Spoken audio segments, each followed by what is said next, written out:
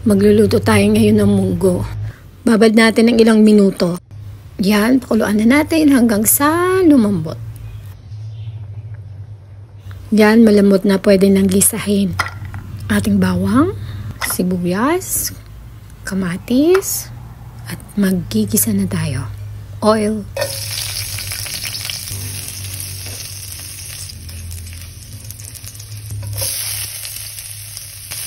Gisahin natin ng mabuti yung asin malambot para mas malasa.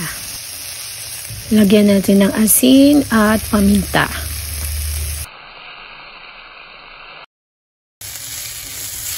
Dagdag na natin ang ating munggo. Kailangan durugin ng mabuti para lumabas ang lasa ng munggo. Tsaka malapot at mas yummy. Dagdag tayo ulit ng konting asin at paminta. Tubig at saka yung tubig na natira nung pinakuluan natin yung munggo. Stem ng talbos ng kamote at saka pampalasa yung daing.